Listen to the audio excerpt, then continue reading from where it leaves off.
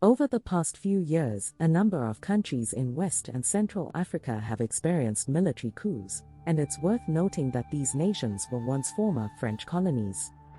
This trend has raised eyebrows, with sizable crowds seen protesting against France in some of these countries. This phenomenon has even been referred to as the Arab Spring of the Franco-African world.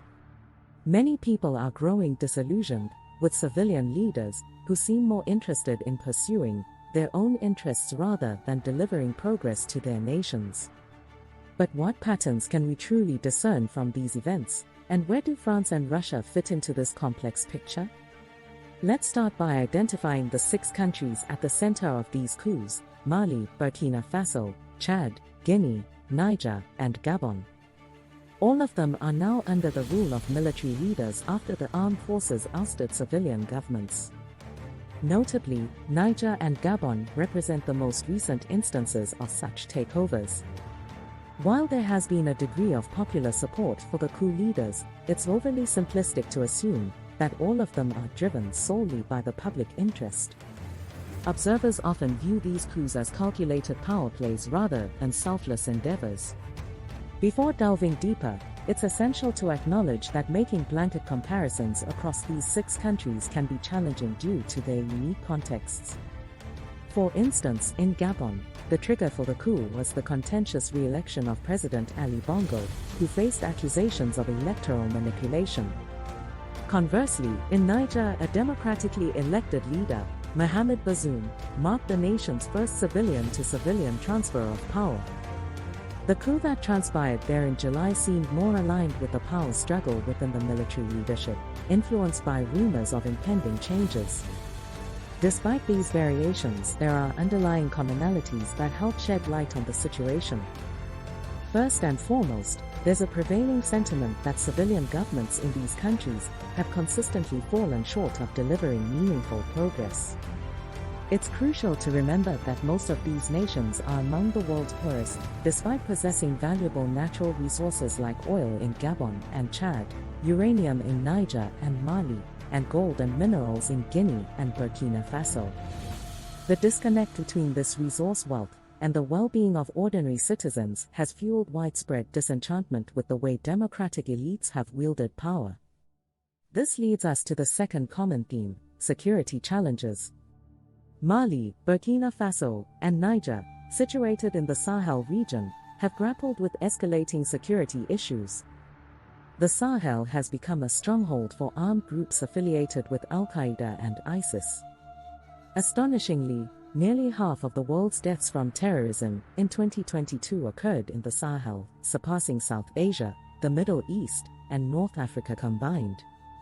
As security and humanitarian crises spiral out of control, the local populations have grown increasingly impatient with the ineffectiveness of their governments. The coup leaders have often cited these security concerns as a rationale for seizing power. The third key theme revolves around opposition to France's role in the region. France, as the former colonial power, has a deep-rooted history of exploitation that traces back to the era of the slave trade. Many people perceive this exploitation as persisting in contemporary forms, often labeled as neocolonialism. France's involvement in resource extraction, such as operating Niger's uranium mines, and its nuclear power interests have come under scrutiny. Additionally, France's role as a major aid donor to the region adds complexity to this relationship. Consequently, antipathy towards France's perceived influence has manifested in several recent coups, where civilian leaders were criticized for their cozy ties with France. The Sahel security crisis further complicates matters. France has been a prominent Western contributor of troops to combat armed groups in the region since 2013. However, despite initial successes, the situation hasn't markedly improved. The French intervention has predominantly focused on counterterrorism, yielding limited benefits for local populations. In some instances, extremist groups have even exploited local disputes to consolidate their power. This has led many in the region to question France's role, with suspicions that it may be inadvertently exacerbating conflicts. This anti-French sentiment has been skillfully exploited by coup leaders who have positioned themselves as champions of the anti-colonial cause to gain public support. Notably, leaders in Mali and Burkina Faso expelled French troops, while Niger's leadership called for the withdrawal of the 1,500 French soldiers stationed there.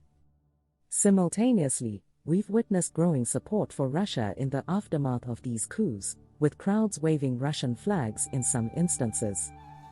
Russia has a historical record of engagement with African states, dating back to the Cold War, often cloaked in anti-colonial rhetoric.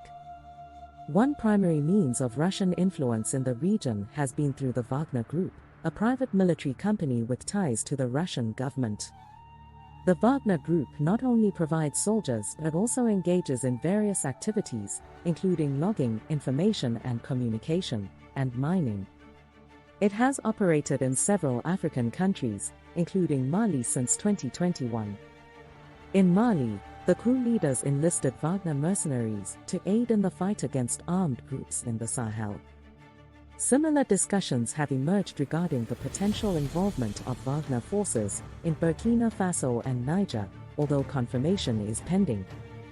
The future of the Wagner Group's role in Africa has become increasingly uncertain following the death of its leader, Yevgeny Prigozhin, in a plane crash in Russia. Some suspect that President Putin may have orchestrated this crash as retaliation for Prigozhin's involvement in a mutiny against the Russian state in June, though the Kremlin denies any involvement. Regardless, the outlook for Wagner's presence in Africa remains uncertain. In conclusion, the recent surge in coups across Western and Central Africa is a complex issue influenced by diverse factors. Domestic, regional, and geopolitical dynamics all play a role. Discontent with ineffective civilian governments, exacerbated by economic stagnation, corruption, and insecurity, is a common thread. Additionally, opposition to France's perceived influence and growing support for Russia have further muddied the waters. As these events unfold, the question remains whether more countries will follow suit in this tumultuous period.